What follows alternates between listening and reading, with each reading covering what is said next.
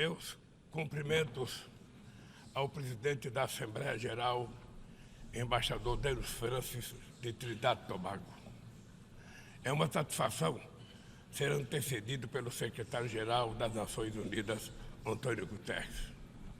Saúdo cada um dos chefes de Estado, de governo e delegadas e delegados aqui presentes.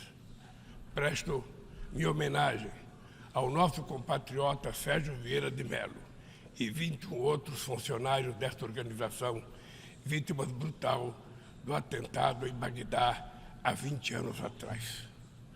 Desejo, igualmente, expressar minhas condolências às vítimas do terremoto no Marrocos e das tempestades que atingiram a Líbia. A exemplo do que ocorreu recentemente no estado do Rio Grande do Sul, no meu país, estas tragédias ceifam vidas e causam perdas irreparáveis. Nossos pensamentos de orações estão com todas as vítimas e seus familiares. Senhoras e senhores, há 20 anos ocupei essa tribuna pela primeira vez e disse naquele 23 de setembro de 2003 que minhas primeiras palavras diante deste Parlamento Mundial sejam de confiança na capacidade humana de vencer desafios e evoluir para formas superiores de convivência. Volto hoje para dizer que mantenho minha inabalável confiança na humanidade. Naquela época, o mundo ainda não havia se dado conta da gravidade da crise climática. Hoje, ela bate às nossas portas, destrói nossas casas, nossas cidades, nossos países, mata e impõe perdas e sofrimentos a nossos irmãos, sobretudo aos mais pobres.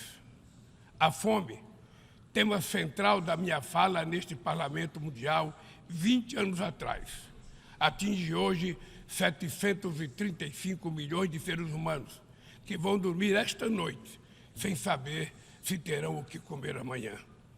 O mundo está cada vez mais desigual. Os 10 maiores bilionários possuem mais riqueza que os 40% mais pobres da humanidade. O destino de cada criança que nasce nesse planeta parece traçado ainda no ventre de sua mãe. A parte do mundo em que vivem seus pais e a classe social a qual pertence sua família irão determinar se essa criança terá ou não oportunidades ao longo da vida. Se irá fazer todas as refeições ou se terá negado o direito de tomar café de manhã, almoçar e jantar diariamente. Se terá acesso à saúde ou se irá sucumbir a doenças que já podiam ter sido erradicadas. Se completará os estudos e conseguirá um emprego de qualidade ou se fará parte da legião de desempregados, subempregados e desalentados que não para de crescer. É preciso, antes de tudo, vencer a resignação que nos faz aceitar tamanha injustiça como fenômeno natural. Para vencer a desigualdade, falta vontade política daqueles que governam o mundo. Senhoras e senhores, se hoje eu retorno na honrosa condição de presidente do Brasil, é graças à vitória da democracia em meu país. A democracia garantiu que superássemos o ódio, a desinformação e a opressão. A esperança, mais uma vez, venceu o medo. Nossa missão é unir o Brasil e reconstruir um país soberano, justo, sustentável, solidário, generoso e alegre. O Brasil está se reencontrando consigo mesmo, com nossa região, com o mundo e com o multilateralismo. Como não me canso de repetir, o Brasil está de volta. Nosso país está de volta para dar sua devida contribuição ao enfrentamento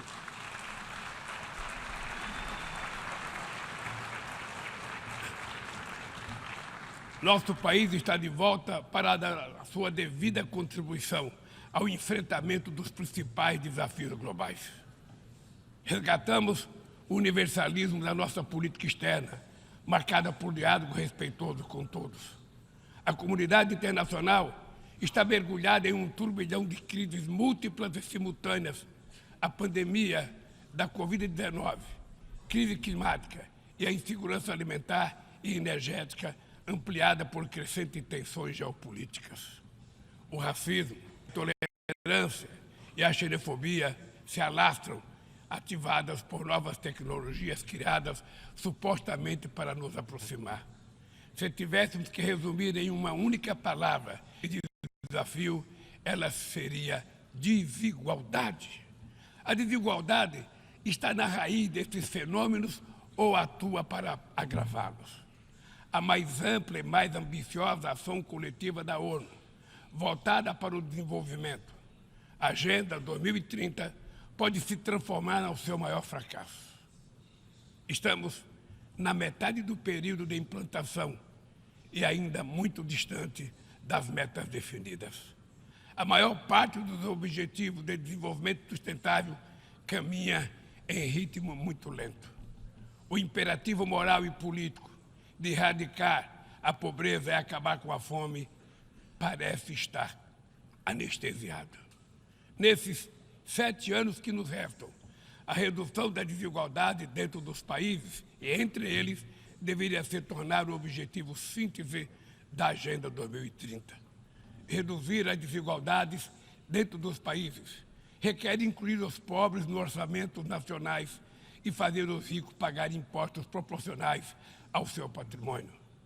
No Brasil, estamos comprometidos a implementar todos os 17 Objetivos de Desenvolvimento Sustentável de maneira integrada e indivisível.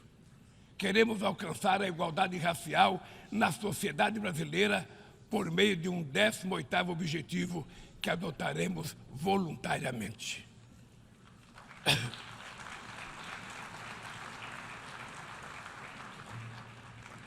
Lançamos o Plano Brasil Sem Fome, que vai reunir uma série de iniciativas para reduzir a pobreza e a insegurança alimentar. Entre elas está o Bolsa Família, que se tornou referência mundial em programa de transferência de renda para famílias que mantêm suas crianças vacinadas e na escola. Inspirados na brasileira Berta Lutz, pioneira na defesa da igualdade de gênero na Carta da ONU, aprovamos a lei que torna obrigatória a igualdade salarial entre mulheres e homens no exercício da mesma função.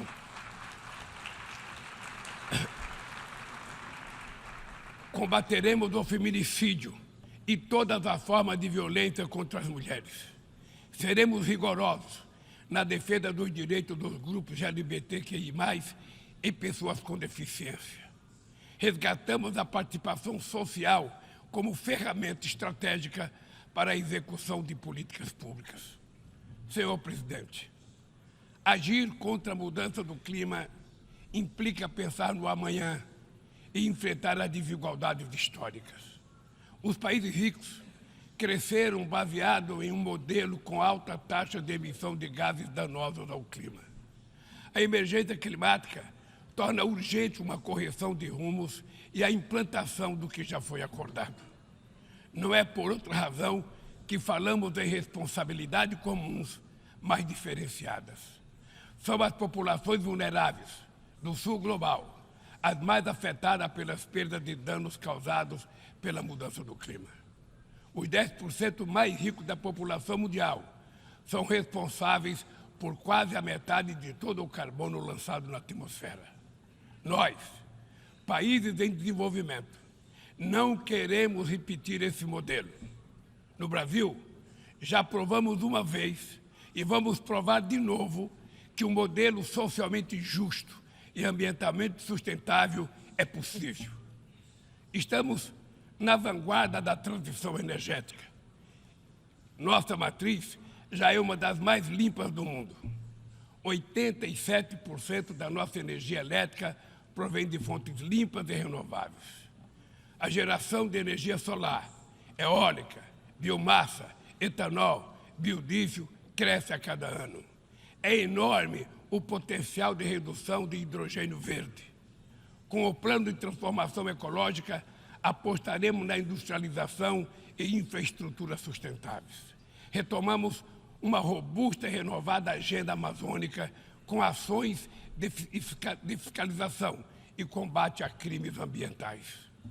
Ao longo dos últimos 8 meses, o desmatamento na Amazônia brasileira já foi reduzido em 48%. O mundo inteiro sempre falou da Amazônia.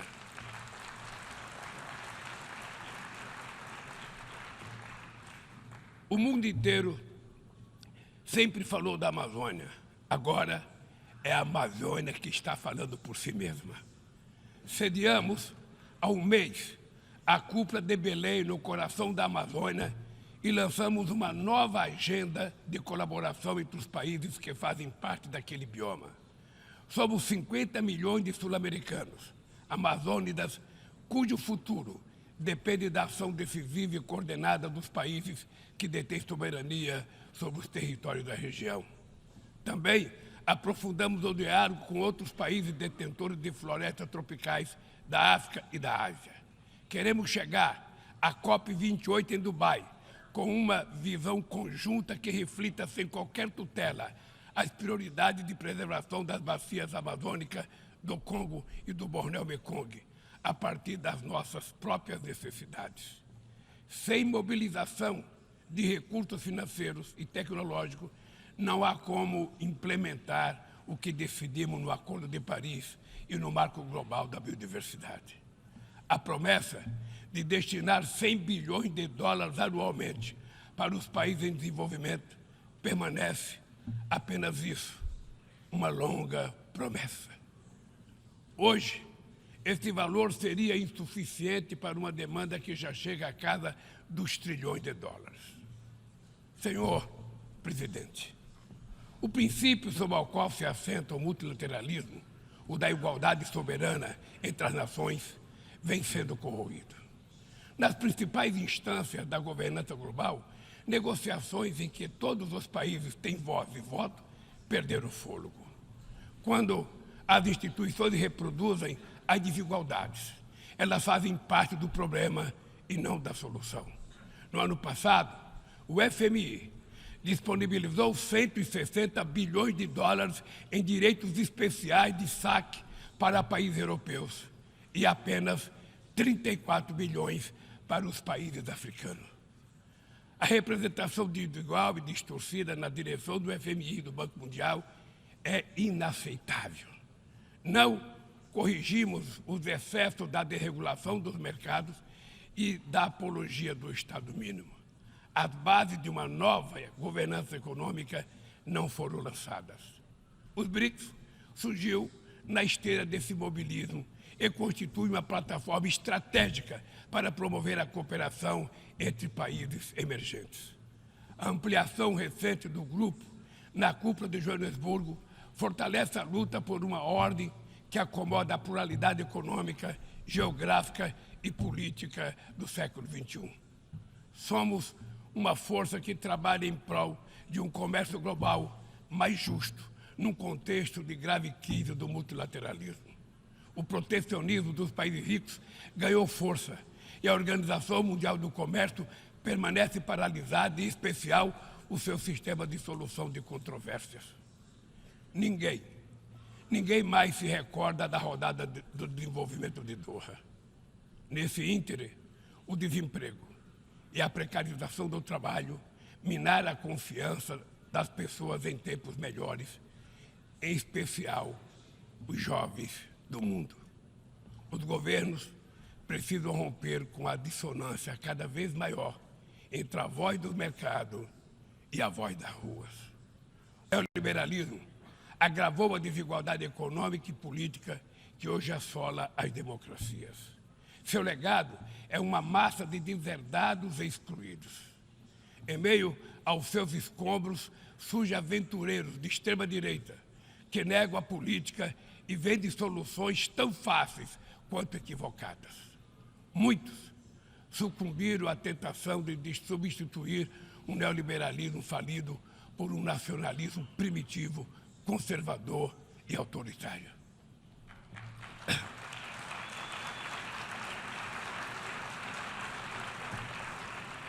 Repudiamos uma agenda que utiliza os imigrantes como bodes expiatórios, que corrói o estado de bem-estar e que investe contra o direito dos trabalhadores. Precisamos resgatar as melhores tradições humanistas que inspiraram a criação da ONU. Políticas ativas de inclusão nos planos cultural, educacional e digital são essenciais para a promoção dos valores democráticos e da defesa do Estado de Direito. É fundamental preservar a liberdade de imprensa. Um jornalista como Julian Assange não pode ser punido por informar a sociedade de maneira transparente e legítima. Nossa luta é contra a desinformação e os crimes cibernéticos. Aplicativos e plataformas não devem abolir as leis trabalhistas pelas quais tanto lutamos. Ao assumir a presidência do G20 em dezembro próximo, não mediremos esforços para colocar no centro da agenda internacional o combate às desigualdades e todas as suas dimensões. Sob o lema Construindo um Mundo Justo e um Planeta Sustentável, a presidência brasileira vai articular inclusão social e combate à fome, desenvolvimento sustentável e reforma das instituições de governança global. Senhor presidente, não haverá sustentabilidade nem prosperidade sem paz. Os conflitos armados são uma afronta à racionalidade humana. Conhecemos os horrores e os sofrimentos produzidos por todas as guerras. A promoção de uma cultura de paz é um dever de todos nós construí-la e requer persistência e vigilância. É perturbador ver que persistem as antigas disputas não resolvidas e que surgem ou ganham vigor novas ameaças. Bem mostra a dificuldade de garantir a criação de um Estado do povo palestino. A este caso se somam a persistência da crise humanitária no Haiti, o conflito no Iêmen, as ameaças à unidade nacional na Líbia e as rupturas institucionais em Burkina Faso, Gabão, Guiné-Conakry, Mali, Níger e Sudão. Na Guatemala, há risco de um golpe que impediria a posse do vencedor das eleições democráticas. A guerra na Ucrânia escancara nossa incapacidade coletiva de fazer prevalecer os propósitos e princípios da Carta da ONU. Não subestimamos as dificuldades para alcançar a paz, mas nenhuma solução será duradoura se não for baseada no diálogo. Tenho reiterado que é preciso trabalhar para criar espaço para negociações. Investe-se muito em armamentos e pouco em desenvolvimento. No ano passado, os gastos militares somaram mais de 2,224 bilhões de dólares. As despesas com armas nucleares chegaram a 83 bilhões de dólares, valor 20 vezes superior ao orçamento regular da ONU. Estabilidade e segurança não serão alcançadas onde há exclusão social e desigualdade. A ONU nasceu para ser a casa do entendimento e do diálogo. A comunidade internacional precisa escolher. De um lado está a ampliação dos conflitos, o aprofundamento das desigualdades e a erosão do Estado de Direito. Do outro, a renovação das instituições multilaterais dedicadas à promoção da paz. As sanções unilaterais causam grande prejuízo à população dos países afetados. Além de não alcançarem seus alegados objetivos, dificultam os processos de mediação, prevenção e resolução pacífica de conflitos.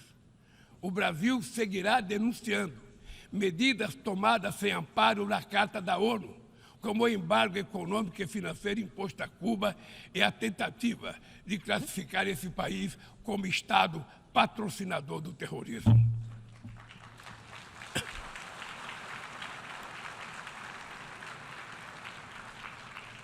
Continuaremos críticos a toda tentativa de dividir o mundo em zona de influência e de reeditar a Guerra Fria. O Conselho de Segurança da ONU vem perdendo progressivamente a sua credibilidade. Essa fragilidade decorre, em particular, da ação de seus membros permanentes, que travam guerras não autorizadas em busca de expansão territorial ou de mudança de regime. Esta paralisia é a prova mais eloquente da necessidade e urgência de reformá-lo, conferindo-lhe maior representatividade e eficácia.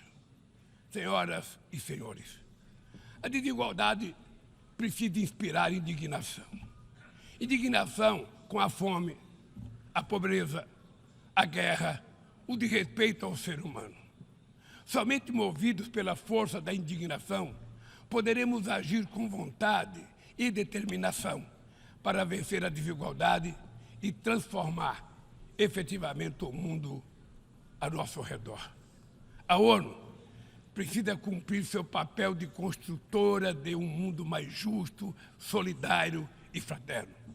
Mas só o fará se seus membros tiverem a coragem de proclamar sua indignação com a desigualdade e trabalhar incansavelmente para superá-la. Eu quero dizer muito obrigado a todos vocês.